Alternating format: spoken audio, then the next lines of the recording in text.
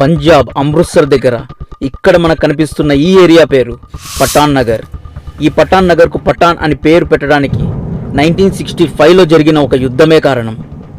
పఠాన్ అనేది పాకిస్తాన్ యుద్ధ ట్యాంకర్ యొక్క పేరు. ఈ యుద్ధ ట్యాంకర్లు ఆ కాలంలోని అత్యంత అడ్వాన్స్డ్ వార్ ట్యాంకర్స్లో ఒకటి.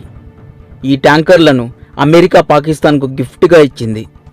1965 ఇండియా పాకిస్తాన్ యుద్ధంలో ఇండియన్ ఆర్మీ పాకిస్తాన్ యొక్క 165 యుద్ధ ట్యాంకర్స్ను ధ్వంసం చేసి జరిపిన అటాక్ పేరే బ్యాటిల్ ఆఫ్ అసల్ ఉత్తర్. ఆ యుద్ధానికి గుర్తుగా ఈ ప్రదేశానికి పఠాన్ నగర్ అని పేరు పెట్టారు. బ్యాటిల్ ఆఫ్ అసల్ ఉత్తర్ను తలుచుకున్నప్పుడు మనకు గుర్తొచ్చే వీరుడి పేరు హవల్దార్ అబ్దుల్ హమీద్. హవల్దార్ అబ్దుల్ హమీద్ ఒక్కడే ఎలా 14 యుద్ధ ట్యాంకర్స్ను ధ్వంసం చేయగలిగాడు? ఎందుకు బ్యాటిల్ ఆఫ్ అసల్ ఉత్తర్ని largest tank battle on earth అని పిలుస్తారు? బ్యాటిల్ ఆఫ్ అసల్ ఉత్తర్ ఎందుకు 1965 యుద్ధంలో ఇండియా గెలుపుకు ఒక మేజర్ టర్నింగ్ పాయింట్గా మారింది? అంత అడ్వాన్స్డ్ వార్ ట్యాంకర్స్ను ఇండియన్ ఆర్మీ ఎలా క్యాప్చర్ చేయగలిగింది? పర్వేజ్ ముషారఫ్కు మరియు ఈ బ్యాటిల్ ఆఫ్ అసల్ ఉత్తర్కు ఉన్న లింక్ ఏంటి వంటి ఎన్నో విషయాల గురించి తెలుసుకునే ముందు మొదటగా 1965 యుద్ధం అసలు ఎలా జరిగిందో తెలుసుకుందాం.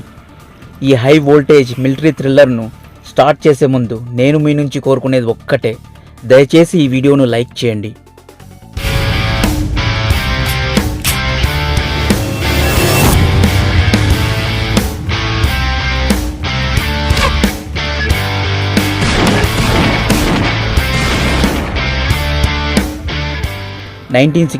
లో జమ్మూ కాశ్మీర్ను క్యాప్చర్ చేయడానికి పాకిస్తాన్ కుట్ర పన్నింది.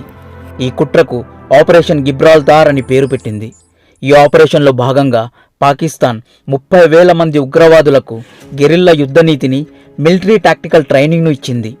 ఆ ఉగ్రవాదులు 1965 ఆగస్టు 5 నుండి 10 మధ్య కాలంలో LOC బార్డర్ను క్రాస్ చేసి ఇండియన్ టెరిటరీస్ అయిన జమ్మూ కాశ్మీర్ మరియు పంజాబ్ బార్డర్లో చొరబడ్డారు. జమ్మూ కాశ్మీర్లో చొరబడి అక్కడి ప్రజల్ని ఇండియాకు వ్యతిరేకంగా రెచ్చగొట్టడమే పాకిస్తాన్ యొక్క ప్లాన్. ఈ కార్యక్రమాల్ని ఇండియన్ ఆర్మీ పసిగట్టింది. హాజీపీర్ మరియు ఫిర్ సాహెబ్ ప్రదేశాల్లో చాలామంది పాకిస్తాన్ చొరబాటుదారుల్ని పట్టుకుంది. దీనికి కౌంటర్గా పాకిస్తాన్ అమృత్సర్లోని ఎయిర్ ఫోర్స్ బేసెస్ను అటాక్ చేసింది. ఇక్కడి నుంచి ఇరు దేశాల మధ్య యుద్ధం మొదలైంది. పాకిస్తాన్ యొక్క 1st ఆర్మర్డ్ డివిజన్ మరియు 4th infantry division Pakistan Punjab బార్డర్ను క్రాస్ చేసి బార్డర్కు 5 కిలోమీటర్ల దూరంలో ఉన్న ఖేమ్కరమ్ టౌన్ను ఆక్రమించడానికి పాకిస్తాన్ సైన్యం తీవ్రంగా ప్రయత్నిస్తున్న సమయం అది. వన్స్ ఖేమ్కరమ్ టౌన్ పాకిస్తాన్ కంట్రోల్లో వచ్చేస్తే అక్కడి నుంచి అమృత్సర్ను క్యాప్చర్ చేయాలనేదే పాక్ మాస్టర్ ప్లాన్.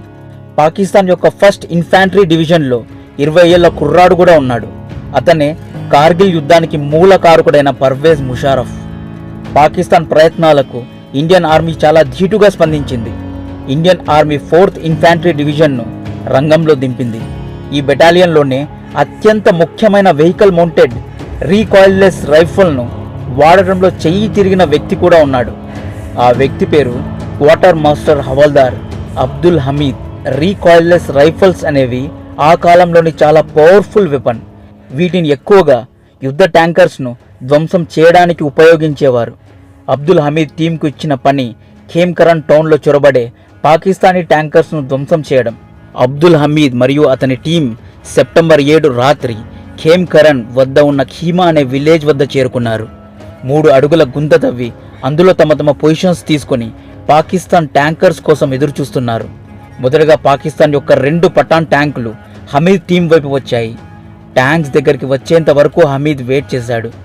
ట్యాంక్స్ క్లోజ్గా వచ్చిన తర్వాత హమీద్ తన రీకాయిల్లెస్ రైఫిల్స్తో 2 ట్యాంక్స్ను ధ్వంసం చేశాడు. ట్యాంక్స్లో కూర్చున్న పాకిస్తానీ సైనికులు హమీద్ అటాక్ను చూసి ఆశ్చర్యపోయి పారిపోయారు. తర్వాత ఉదయం 11:30 హమీద్ మరియు అతని టీం పైన పాకిస్తాన్ వైపు నుండి భయంకరమైన ఆర్టిలరీ ఫైరింగ్ జరిగింది. తర్వాత యుద్ధ ట్యాంకర్ల ద్వారా ఫైరింగ్ జరిపారు. ఈ ఎన్కౌంటర్లో హమీద్ ఇంకొక పఠాన్ ట్యాంక్ను ధ్వంసం చేశాడు. ఆ కాలంలో ఈ యుద్ధ ట్యాంకర్స్ చాలా అడ్వాన్స్డ్ వెపన్స్. అటువంటి ట్యాంక్స్ను హమీద్ పిట్టల్ని చంపినట్లు ధ్వంసం చేయడం పాకిస్తాన్కు పెద్ద నైట్మేర్గా మారింది. 9th సెప్టెంబర్కు హమీద్ బెటాలియన్ పైన పాకిస్తాన్ ఎయిర్ ఫోర్స్ సాబ్రీ జెట్స్తో దాడి చేసింది. యుద్ధ ట్యాంకర్స్తో కూడా అటాక్ చేసింది. ఈ ఎన్కౌంటర్లో హమీద్ ఇంకో 4 యుద్ధ ట్యాంకర్స్ను నాకౌట్ చేశాడు. హమీద్ ఒక్కటే 7 ట్యాంక్స్ను ధ్వంసం చేశాడు. టోటల్గా హమీద్ బెటాలియన్ 14 ట్యాంకర్స్ను సమాధి చేసింది. 10th సెప్టెంబర్ ఉదయం 8 గంటలకు ఇంకోసారి పాకిస్తాన్ యుద్ధ ట్యాంకర్స్ హమీద్ బెటాలియన్ పైన అటాక్ చేశాయి. ఈ ఘర్షణలో హమీద్ ఇంకో 4 ట్యాంక్స్ను నాక్ఆఫ్ చేశాడు. దీని తర్వాత పాకిస్తాన్ అన్ని వైపుల నుండి హమీద్ బెటాలియన్ పైన ఫైరింగ్ మొదలెట్టింది. ఈ ఎన్కౌంటర్లో ఒక యుద్ధ ట్యాంకర్ను ధ్వంసం చేసే ప్రయత్నంలో పాకిస్తాన్ యొక్క బుల్లెట్స్ తన శరీరంలో దూసుకుపోయి హమీద్ వీరగతి పొందారు. ఇంకోవైపున ఇండియన్ ఆర్మీ పాకిస్తాన్ యొక్క యుద్ధ ట్యాంకర్స్ను క్యాప్చర్ చేయడానికి సూపర్ ప్లాన్ వేసింది. ట్యాంకర్స్ వచ్చే దారిలో బురద మట్టితో చల్లారు. పెద్ద పెద్ద గుంతలు తవ్వి హార్స్ షూ ట్రాప్ అనే వలను తయారు చేశారు. మరుసటి రోజు ఉదయం పాకిస్తాన్ యుద్ధ ట్యాంకర్ ఈ దారి గుండా వెళ్లేటప్పుడు ఈ వలలో చిక్కుకున్నాయి. దాదాపు 100 పాకిస్తాన్ ట్యాంకర్స్ ఇండియన్ ఆర్మీ వేసిన హార్స్ షూ ట్రాప్లో చిక్కుకున్నాయి. 40 పాకిస్తాన్ ట్యాంకర్స్ను ఇండియన్ ఆర్మీ టోటల్గా ధ్వంసం చేసింది. ఈ ఆపరేషన్లో ఇండియా యొక్క 10 యుద్ధ ట్యాంకులు ధ్వంసమయ్యాయి. ఈ బ్యాటిల్ అసల్ ఉత్తర్ అనే ప్రదేశం వద్ద జరిగినందున దీనికి బ్యాటిల్ ఆఫ్ అసల్ ఉత్తర్ అనే పేరు పెట్టారు.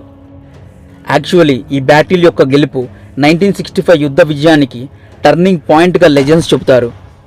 1965 యుద్ధంలో ఇండియా పాకిస్తాన్ను ఓడించడానికి బ్యాటిల్ ఆఫ్ అసల్ ఉత్తర్ గెలిపే కీలకం.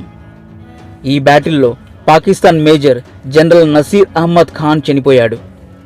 ఈ బ్యాటిల్లో ఘోరమైన ఓటమి తర్వాత పాకిస్తాన్ ఆర్మీ 1965 యుద్ధంలో తమ పట్టును కోల్పోయింది. పర్వేజ్ ముషారఫ్ చిన్న వయసులోనే తన సైన్యం ఘోరంగా ఓడిపోవడం చూశాడు. అబ్దుల్ హమీద్ వీరత్వాన్ని గుర్తించి భారత ప్రభుత్వం పరమ్వీర్ చక్రతో సత్కరించింది. ఈ బ్యాటిల్ను one of the largest tank battle on ఎర్త్గా డిస్క్రైబ్ చేశారు. ఈ బ్యాటిల్ను సెకండ్ వరల్డ్ వార్లో జరిగిన బ్యాటిల్ ఆఫ్ కుర్స్క్తో కంపేర్ చేశారు. ఈ యుద్ధ ఓటమి వల్ల పాకిస్తాన్ ఆర్మీ తీవ్రంగా బాధపడింది. తాము అత్యంత అడ్వాన్స్డ్ టెక్నాలజీతో తయారు చేసిన పఠాన్ ట్యాంక్స్ను అబ్దుల్ హమీద్ ధ్వంసం చేసిన విషయం తెలుసుకొని అమెరికా దేశం సిగ్గుపడింది. Signing off. జై హింద్.